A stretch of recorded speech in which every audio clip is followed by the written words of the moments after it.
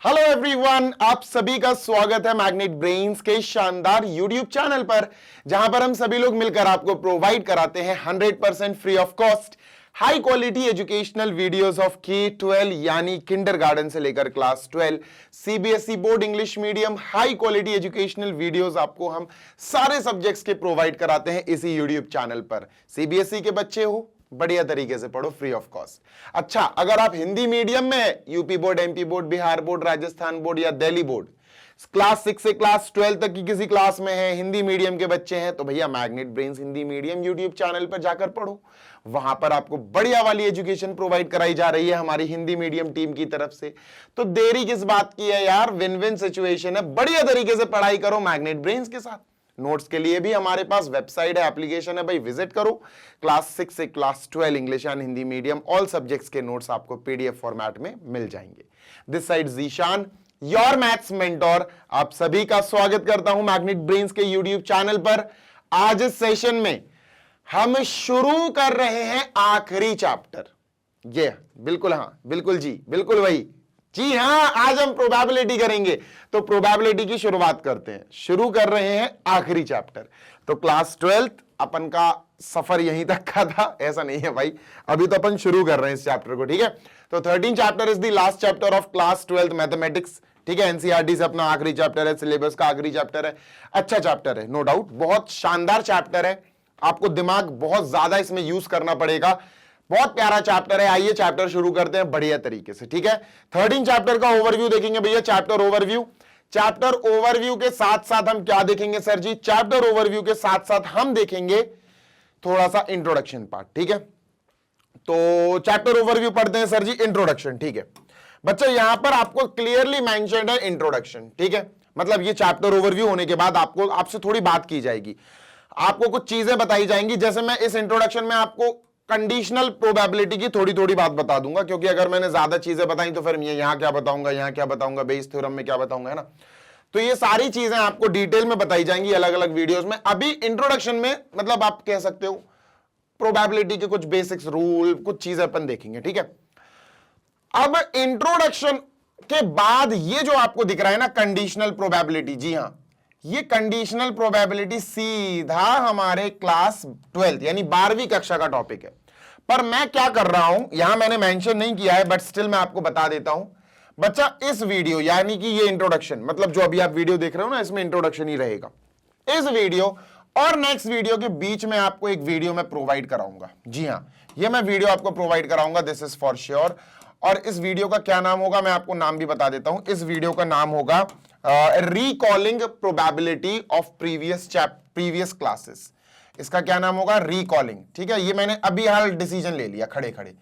Recalling probability मतलब probability जो हमने प्रीवियस क्लासेस में पढ़ी है 9th 10th 11th में, हम वो सारी की सारी कॉन्सेप्ट्स जो यूज होना है यहाँ वो सारे रिकॉल करेंगे। रिकॉलिंग प्रोबेबिलिटी, ठीक है। तो प्रोबेबिलिटी को थोड़ा सा याद करेंगे, थोड़ा सा याद करने की कोशिश करेंगे कि भैया जो हमने प्रीवियस क्लासेस में प्रोबेबिलिटी पढ़ी है वो क्या है, ठीक है। कुछ फॉर्मूले, कुछ रूल्स, ठीक है। उसके बाद अपना क्लास 12 का कॉन्सेप्ट शुरू होगा, कंडीशनल प्रोबेबिलिटी। ये यहीं पे दिमाग घूम जाएगा कई बच्चों का, तो कंडीशनल प्रोबेबिलिटी में ही दिमाग घूम जाएगा, जबकि है नहीं इतना कुछ बड़ी चीज। जब कंडीशनल प्रोबेबिलिटी की वीडियो आप अच्छे से देख लोगे, आपको समझ में आ जाएगा, आपके दिमाग पे स्ट्राइक कर जाएगा, आप कहोगे कि हाँ यार अभी समझ में आ गया है, this is a nice concept, अच्छी चीज है। उसके बाद फिर आपको एनसीईआरटी के एग्जाम्पल सॉल्व करने को मिलेंगे। 7 एग्जाम्पल्स है, 1 2 3 4 5 6 7, सातों के सातों एग्जाम्पल्स हमें कंडीशनल प्रोबेबिलिटी पर ही फोकस मिलेंगे। डिटेल में कराऊंगा, सिर्फ सॉल्व करके नहीं जाना है, मुझे सॉल्यूशन का एक्सप्लेनेशन देना है। तो डिटेल में आपको मेरे वीडियोस मिलते हैं, आपको वैसे ही पता है, कोई नई बात तो है नहीं, है ना। और बेटा इस पूरे चैप्टर में मैं आपको क्लियरली बता दूं, देखो एक होता है मैथमेटिक्स का वो पार्ट जो आप लर्न करके रट के कर सकते हो, और कई बार चैप्टर्स में वो चीजें मिलती भी हैं, है ना। अब जैसे मान के चलो डिटर्मिनेंट सॉल्व करना है, तो डिटर्मिनेंट सॉल्व करने का एक मेथड है, स्टेप्स है ना। वो स्टेप्स हमें रटने पड़ेंगे, लर्न करने पड़ेंगे, लेकिन अंदर जो कैलकुलेशन होती है वो हमारे लॉजिकल थिंकिंग है। ऐसे ही प्रोबेबिलिटी में लर्न करने वाले भी अच्छा खासा पार्ट है, और लॉजिकल थिंकिंग का भी अच्छा खासा पार्ट है। अगर कोई बच्चा ये सोच रहा हो कि सर हम तो यहां पर रट लेंगे फॉर्मूले और प्रोबेबिलिटी निपटा देंगे, तो ऐसा नहीं है। आपको आपके दिमाग का मैक्सिमम पार्ट, अपने ब्रेन का मैक्सिमम पार्ट इस चैप्टर में यूज करना पड़ेगा। तो मैं अभी से आपको अवेयर कर देता हूं, क्लास 11th की प्रोबेबिलिटी आपको पूरी अच्छी तरह से आनी चाहिए, तभी आपका दिमाग इतना इवॉल्व हो पाएगा, इतना ओपन हो पाएगा कि आप अच्छे से इन सारे कॉन्सेप्ट्स को दिमाग में फीड कर पाओगे। ठीक है, डन। कंडीशनल प्रॉपर्टी प्रोबेबिलिटी के बाद एग्जांपल सॉल्व करेंगे, एनसीईआरटी एग्जांपल 7 एग्जांपल्स हैं। उन 7 एग्जांपल्स के बाद हम एक्सरसाइज 13.1 पे आएंगे और ये एक्सरसाइज आपको कंडीशनल प्रोबेबिलिटी के बहुत सारे क्वेश्चंस लगा के देगी। ठीक है, मैं देखकर बताता हूं कितने क्वेश्चंस है। आई गेस 37 नहीं, 20 से ऊपर है आई गेस। एक बार मेरी नजर पड़ जाए, 3.1 17 क्वेश्चंस है। We have total 17 questions, total 17 questions. ठीक है, टोटल 17 क्वेश्चंस है। अब आप समझ रहे हो, 7 एग्जांपल्स और 17 क्वेश्चंस, टोटल 24 क्वेश्चंस हम प्रिपेयर कर लेंगे अच्छे से, सिर्फ एक टॉपिक कंडीशनल प्रोबेबिलिटी के। इतनी बात क्लियर है क्या? अगर इतनी बात क्लियर हो तो भैया जल्दी से मुझको कमेंट में बोल देना यस सर क्लियर है। आओ बच्चा आगे चलते हैं, आओ बच्चा आगे चलते हैं। Let us move on to next और देखते हैं सर अब क्या है। उसके बाद जब आप 13.1 कर लोगे तो इसका मतलब आपने अपना प्रोबेबिलिटी चैप्टर का 33% कर लिया। अच्छा, जब मैं आपको कंडीशनल प्रोबेबिलिटी पढ़ाऊंगा तो सिर्फ कंडीशनल प्रोबेबिलिटी ही नहीं, इसकी प्रॉपर्टीज भी अपन सॉल्व करेंगे, इसकी प्रॉपर्टीज भी लर्न करनी पड़ेगी। ठीक है, डन सर। अब आपका दूसरा अध्याय, दूसरा स्टेज शुरू होगा, जिस स्टेज में आप 13.2 के लिए तैयारी करना शुरू करोगे। बेसिकली 13.2 के अंदर आपको जो मेन टॉपिक पढ़ना है, जो मेन कॉन्सेप्ट, कोर कॉन्सेप्ट पढ़ना है, वो है बेटा multiplication theorem on probability. Multiplication theorem on probability, और उसी से जुड़ा हुआ एक और टॉपिक आएगा, इंडिपेंडेंट इवेंट्स क्या होते हैं। ये इवेंट्स क्या होते सर? स्पेस, सैंपल स्पेस क्या होता है, प्योर इवेंट क्या होता है ना, और एम्प्टी इवेंट क्या होता, ये सारी चीजें मैं आपको यहां बताऊंगा। यहां रिकॉलिंग प्रोबेबिलिटी, इस सेशन में आपको बहुत सारे बेसिक टर्म्स, कंडीशन, सब कुछ बताऊंगा मैं। ठीक है, तो ये वाला वीडियो जरूर देख लेना, बहुत इंपॉर्टेंट है, बहुत इंपॉर्टेंट है, सीरियसली बहुत इंपॉर्टेंट है। ये मैंने यहां पर इसलिए मेंशन नहीं किया क्योंकि ये मैंने अपने मन से रखा है इस सेशन को, है ना। ये आपको एनसीईआरटी में नहीं मिलेगा, इसीलिए मैंने यहां पर मेंशन नहीं किया, नहीं तो मैं यहां पर मेंशन कर देता। ठीक है, अभी मैंने इसीलिए जानबूझकर लिखा हुआ है।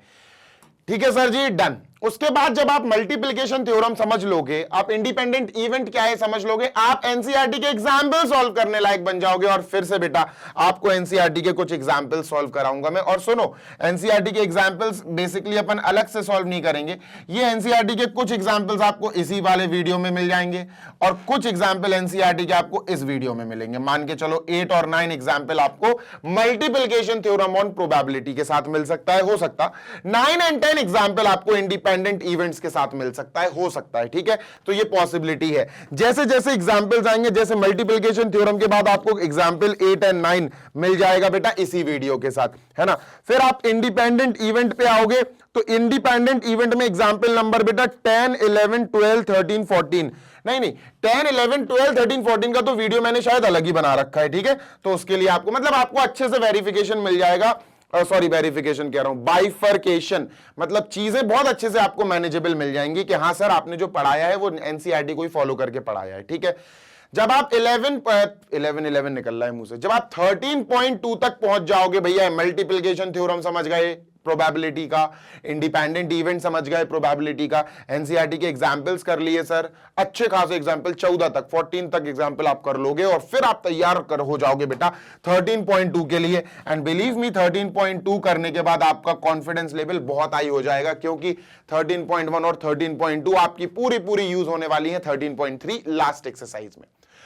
जब इतना कर लोगे तो आपने 66% अपने चैप्टर का कंप्लीट कर लिया है। अब बचा लास्ट का 34%, यानी लास्ट आप बेस थ्योरम समझोगे। ठीक है, बेस थ्योरम या बाइस थ्योरम, कई लोग अलग अलग टाइप के भैया पढ़ते हैं, कई लोग स्पेलिंग ऐसे लिखते हैं, देखो BAY, ध्यान से सुनना जी सर, BAYES, और कई लोग ऐसे भी लिखते हैं।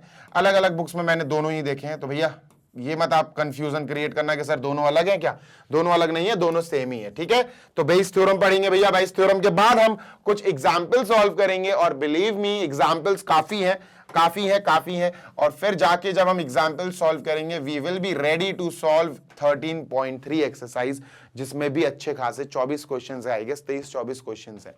तब जाके हम प्रॉपरली इस चैप्टर का खात्मा कर पाएंगे। और यहां पर बेटा भी चैप्टर खत्म नहीं हुआ, क्योंकि भैया इस चैप्टर में हमारे मिसलेनियस एग्जाम्पल्स भी हैं और मिसलेनियस एक्सरसाइज भी है। लास्ट चैप्टर में यानी कि लीनियर प्रोग्रामिंग में ना ही मिसलेनियस एग्जाम्पल्स थे ना ही मिसलेनियस एक्सरसाइज थी। टोटल बेटा 5 एग्जाम्पल्स थे, उसमें 10 क्वेश्चंस थे। टोटल अगर किया जाए तो 15, मतलब टोटल ऑफ 15 क्वेश्चंस अपन ने वहां टोटल अटेम्प्ट किए थे, ठीक है। लेकिन अच्छा चैप्टर था, that was a nice chapter, ठीक है। एमसीक्यूज, एमआईक्यूज, कंप्लीट चैप्टर रिवीजन, ये सब तो भैया आपको पता ही है, ठीक है। कोई दिक्कत है यहां तक? अगर यहां तक क्लियर हो तो 10 मिनट में भैया अपन ने समझ लिया है पूरा का पूरा चैप्टर का बाइफरकेशन, चैप्टर का पूरा मैप, चैप्टर की पूरी ओवरव्यू, पूरी तैयारी। जल्दी से देख लो। इंट्रोडक्शन शुरू करते हैं अपन अब, ठीक है। अब अपन इंट्रोडक्शन शुरू करेंगे और 5 से 10 मिनट और मैं बात करूंगा, इससे ज्यादा कुछ नहीं, कि प्रोबेबिलिटी क्या होती है, प्रोबेबिलिटी जो हमने पढ़ रखी है अभी तक उनमें क्या क्या चीजें देखी हैं। 2-4-5 मिनट, इससे ज्यादा नहीं, क्योंकि मेन जो काम करना है वो इंट्रोडक्शन यानी इस वीडियो के बाद जो होगा ना, वो आपको बेसिक्स ऑफ द प्रोबेबिलिटी में समझाऊंगा, ठीक है। चलिए सर, इसको क्लीन करते हैं, क्लियर करते हैं। अब आ जाते हैं हम अपनी ब्लैंक स्लाइड पर। तो ब्लैंक स्लाइड आपके सामने आ चुका है, इंट्रोडक्शन। बेटा प्रोबेबिलिटी होती क्या है, आप क्लास 8 से पढ़ रहे हो, 8th में आ गई थी प्रोबेबिलिटी, है ना। 8th में आई गेस प्रोबेबिलिटी है शायद है। तो प्रोबेबिलिटी का क्या मतलब होता है? Probability means chance. सर क्या प्रोबेबिलिटी मींस? चांस। प्रोबेबिलिटी क्या है सर? इसका क्लियर मतलब होता है चांस। क्या मीनिंग है सर जी? मीनिंग चांस, ठीक है। बढ़िया सा एग्जाम्पल दे रहा हूं भाई। एक बैट्समैन है, तो वो हिट कर रहा है भाई, बॉल आ रही है, वो हिट कर रहा है। तो अपन लोग क्या करते हैं, बहुत ईगर बैठे रहते हैं, बहुत ज्यादा उत्साहित बैठे रहते हैं, और ऐसा लगता है कि बस अब घला घला घला घला 6 घला। या सामने वाला सोचेगा अरे अरे अरे गया गया गया गया, ये तो विकेट गया, है ना। तो बगल वाला सवाल करता है, यार तुम्हें क्या लगता है इस बॉल पे 6 जाएगा? तो तुम क्या बोलोगे? यार मुझे लग रहा है जाएगा। फिर एक बंदा बोलेगा यार 50-50 चांसेस हैं, 50-50 चांसेस है, हो सकता है हिट कर दे, हो सकता नहीं करे।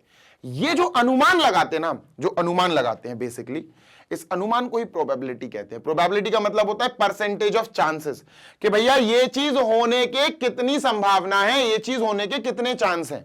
समझ रहे हो ना भाई? मान के चलो, ध्यान से सुनना, जैसे मान के चलो अपन के पास एक बैग है ना, एक बैग है, एक सैक है, सैक SAC, ठीक है। ये बोरा है, बोरा। अब इस बोरे के अंदर ध्यान से सुनना जी सर, बोरे के अंदर वाइट बॉल्स बहुत सारी हैं, 1 2 3 4 5 6 7 8 9 10 वाइट बॉल है। इसी के अंदर एक पर्पल बॉल पड़ी हुई है, बस एक। अब कोई भी प्रश्न करे तुमसे, कोई भी क्वेश्चन करे कि बेटा एक बात बताओ, मैंने आंख बंद करके इस बैग में हाथ डाला, अब बताना ज्यादा चांसेस किस बॉल के आने के हैं? तुम 100% श्योरिटी के साथ कहोगे सर ऑब्वियसली व्हाइट बॉल इतनी सारी है तो व्हाइट बॉल के आने के ज्यादा चांसेस हैं। इसी का तो अपन इंग्लिश में या मैथमेटिकल फॉर्मेट में बोल देते हैं कि व्हाइट बॉल के बाहर आने की प्रोबेबिलिटी ज्यादा है, बस खत्म। तो probability is nothing but percentage of chances, total number of chances, किसी काम के होने के चांस या किसी काम के ना होने के चांस, किसी काम के होने का परसेंटेज या किसी काम के ना होने का परसेंटेज, किसी काम की होने की संभावना या किसी काम के ना होने की संभावना। भाई कोई कहे कि बताओ यहां पर आपने इस बैग में हाथ डाला, ग्रीन बॉल निकलने की क्या संभावना है, ग्रीन बॉल बाहर आने की क्या चांसेस हैं? तुम कहोगे यार पागल हो गए हो क्या, ग्रीन बॉल है ही नहीं है, तो चांसेस 0 है ना, चांसेस 0, संभावना 0 हो गई। संभावना, चांस, इसी को तो प्रोबेबिलिटी बोलते हैं सर जी। जब कोई चीज उसमें है ही नहीं है तो वो कहां से निकल जाएगी सर? तो हमने बोल दिया सर संभावना इसकी 0 है, इसकी प्रोबेबिलिटी 0 है। समझ में आ गई बात? यस और नो? यस सर, यही प्रोबेबिलिटी है बच्चा। क्लास 8th और 9th में यही बताया गया था, समझ गए? यस और नो? यस सर, है ना। तो यही प्रोबेबिलिटी है, इसी से रिलेटेड हमें बहुत सारी चीजें पढ़नी है इसी चैप्टर में। बस ज्यादा मैं डिस्कशन नहीं करूंगा प्रोबेबिलिटी के बारे में, इट इज अबाउट चांसेस, संभावनाएं। हाँ 2-3 चीजें और बता दूंगा। प्रोबेबिलिटी कभी भी नेगेटिव नहीं होती बेटा, है ना, प्रोबेबिलिटी कभी भी नेगेटिव नहीं होती। नेगेटिव नहीं होती। नेगेटिव नहीं होती का मतलब छोड़ दो, प्रोबेबिलिटी जो है ना, जैसे मैं नंबर लाइन बनाऊं, जी सर नंबर लाइन बनाए, ठीक है, ये मेरी नंबर लाइन है फॉर एग्जाम्पल, ठीक है। अब आपको पता है सर यहां इनफाइनाइट है, यहां माइनस इनफाइनाइट है, सही बात है भैया, है ना। यहां अपन को पता है सर ये 1 है, सॉरी 1 कह रहा हूं सर, मान के चलो ये अपना -1 है, ये 0 है सर, ये 1 है, ठीक है, और थोड़ा सा और इसको एक्सपेंड कर देते हैं, ठीक है सर, ये 2 है। अब मैं आपसे कहूं कि प्रोबेबिलिटी का जो आंसर है, जो आउटपुट है प्रोबेबिलिटी, जिसको अपन पीई से डिनोट करते हैं, ये पीई क्या होता है आपको नेक्स्ट वीडियो में बताऊंगा। This is called as probability of an event, बताऊंगा आपको, डोंट वरी, आगे चलेंगे अपन तो बढ़िया तरीके से आपको बताऊंगा, ठीक है।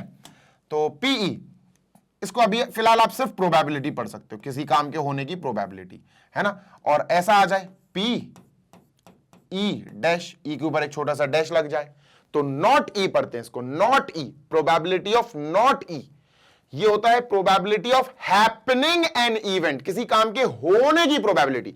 ये होती है probability of not happening an event, किसी काम के ना होने की प्रोबेबिलिटी। जैसे मैं भी, जिस दिन मैं right now I am standing, मैं रिकॉर्ड कर रहा हूं आपके लिए लेक्चर, आज फ्राइडे है, ठीक है, आज फ्राइडे है। अब मैं पूछूं what is the probability that tomorrow is Wednesday, तो आप कहोगे सर ये 0 है, तो 0 है इसकी प्रोबेबिलिटी। अब मैं कहूं व्हाट इज द प्रोबेबिलिटी, ध्यान से सुनना, what is the probability that tomorrow is not Wednesday, not Wednesday, dash का मतलब है नॉट, कल वेडनेसडे नहीं है, किसी प्रोबेबिलिटी ना होने की डैश से डिनोट की जाती है। क्या प्रोबेबिलिटी है कि कल वेडनेसडे नहीं है, तुम कहोगे सर 100% प्रोबेबिलिटी है, कल वेडनेसडे नहीं है, 100%, 100% मतलब 1। प्रोबेबिलिटी याद रखना 0 हो सकती है, 1 हो सकती है, इन दोनों के बीच में हो सकती है। Probability can be 0, probability can be 1, probability can be between 0 and 1, probability 0 से कम यानी नेगेटिव नहीं होगी, प्रोबेबिलिटी 1 से ज्यादा कभी नहीं होगी, याद रखना। इसलिए अपन क्या बोलते हैं कि जो प्रोबेबिलिटी ऑफ एन इवेंट है ये ग्रेटर देन 0 हो सकती है, इवन इक्वल टू 0 भी हो सकती है, ये स्मॉलर देन 1 हो सकती है, इवन इक्वल टू 1 भी हो सकती है। किसी चीज की प्रोबेबिलिटी अगर बिल्कुल 0 है, मान के चलो कोई काम है जो पॉसिबल है ही नहीं, मैंने कह दिया कि भाई for example what is the probability of me doing PhD, मैं पीएचडी कभी नहीं करूंगा, ठीक है। What is the probability of me doing PhD, जैसे जीशान सर हैं आपके पीएचडी, तो मैं पीएचडी कभी नहीं करूंगा भाई, मैं मास्टर्स ही सहमत हूं, मास्टर्स हूं बस, बहुत है। तो अब मुझे पता है मैं कभी नहीं करने वाला, तो अगर कोई मुझसे पूछे जीशान कि तुम पीएचडी करोगे, तुम डॉक्टर ऑफ फिलॉसफी, एक डिग्री होती है, बहुत बड़ी डिग्री होती है, डॉक्टर ऑफ फिलॉसफी करोगे क्या ये, तो मैं कहूंगा भाई कभी नहीं करनी है मुझे चांसेस ही नहीं है, कोई चांस ही नहीं है, कोई इंटरेस्ट ही नहीं है। तो प्रोबेबिलिटी क्या हो गई 0%, यानी 0। तो प्रोबेबिलिटी कहां फॉल आउट हुई सर, 0 पे, ठीक है। अब मैं कहूं जैसे मेरा प्लान है, 100% श्योरिटी है कि हाँ यार मुझे पीएचडी करनी है, मैं काम छोड़ के सब बैठ जाऊं, मुझे काम नहीं करने भाई, मेरा फोकस तो पीएचडी पे है, मुझे पीएचडी करनी है। तो इतनी लगन से मैं तैयारी कर रहा हूं, मेरी पीएचडी हो जाएगी, गारंटी है। अब कोई मुझसे कहे Zeeshan what is the probability कि तुम पीएचडी करोगे फ्यूचर में, मैं कहूंगा भाई 100% लिख के रख लो, मैं तो करूंगा। तो जब 100% कोई काम होता है तो उस समय प्रोबेबिलिटी 1 पे चली जाती, प्रोबेबिलिटी इज 1। समझ गए? हाँ सर। बारिश होने की संभावना है, मान के चलो कहीं वेदर खराब है, तो व्हाट इज द प्रोबेबिलिटी कि भैया शाम को बारिश होगी? भाई 100% कोई नहीं कह सकता कि हाँ 100% आज ही बारिश होगी, नहीं। तो कई लोग कहेंगे कि सर हो भी सकती, नहीं भी हो सकती, मे बी 50-50 हो सकता है सर, हो सकता है ज्यादा चांसेस हो जाए, हो सकता है कम चांसेस हो कि बारिश हो जाए। कोई ये नहीं कह सकता कि भैया लिख के रख लो बारिश नहीं होगी, या कोई श्योरिटी के साथ ये नहीं कह सकता कि लिख के रख लो भाई बारिश होगी। समझ रहे हो? तो कोई जब श्योर नहीं होता है कि 100% बारिश होगी या 100% बारिश नहीं होगी, उस कंडीशन में प्रोबेबिलिटी 0 नहीं होगी, 1 नहीं होगी, बल्कि उनके बीच में लाई करेगी। समझ गए? यस सर, यहां अपन इस सेशन को, इस वीडियो को एंड करते हैं, क्योंकि भैया अब हमें पढ़ना है हमारे रिकॉलिंग प्रोबेबिलिटी। रिकॉलिंग प्रोबेबिलिटी का मतलब हम अब नेक्स्ट वीडियो में पढ़ेंगे class 9, 10th, 11th, 12th, 9, 10th, 11th की वो प्रोबेबिलिटी का पार्ट जो हमें क्लास 12th की प्रोबेबिलिटी को समझने में और सॉल्व करने में बहुत ज्यादा मदद करने वाला है। ठीक है, तो सेशन अच्छा लगा हो तो लाइक जरूर करना, अपने फ्रेंड्स के साथ शेयर करना। This side Zeeshan signing off. Probability यानी लास्ट चैप्टर हम शुरू कर चुके हैं और फाइनली इसको भी खत्म करेंगे। हंसते हंसते खेलते खेलते सिलेबस पूरा ओवर हो जाएगा अपना क्लास 12th का। ठीक है, एग्जाम भी आ रहा है, तैयारी अच्छे से करो। मैग्नेट ब्रेन्स आपको प्रोवाइड कराता है 100% free of cost high quality educational videos of K-12 यानी कि किंडरगार्टन से class 12 CBSE board English medium, और सारे सब्जेक्ट्स के लेक्चर्स आपको प्लेलिस्ट में ऑलरेडी अच्छी सीक्वेंस में लगे हुए मिल जाएंगे, जिनकी मदद से आप अपनी पढ़ाई शानदार तरीके से, जानदार तरीके से कर सकते हैं। अगर आप हिंदी मीडियम के विद्यार्थी हैं जो क्लास 6 से क्लास 12 तक की किसी क्लास में हो, यूपी बोर्ड के हो, MP board, Bihar board, Rajasthan board या दिल्ली बोर्ड, तो आपके लिए magnet brains Hindi medium YouTube channel है। एक लौती डेस्टिनेशन है जहां आप जाकर free of cost high quality पढ़ाई कर सकते हैं। सारे वीडियोस वहां पर भी हिंदी मीडियम वाले बच्चों के लिए अवेलेबल हैं जो हाई क्वालिटी एजुकेशन रिच हैं। ठीक है, नोट्स के लिए आपको पता ही है हमारी वेबसाइट और हमारी एप्लीकेशन। वेबसाइट है www.magnetbrains.com। Application Google play store पे इंस्टॉल करने के लिए मिली जाएगी, अवेलेबल है। दोनों जगह से कहीं भी जाओ आप, चाहे ऐप पे जाओ या फिर वेबसाइट पे जाओ, आपको ग्रैब ई नोट्स दिखेगा बिल्कुल कॉर्नर में, टॉप मोस्ट कॉर्नर में, उस पर क्लिक करना।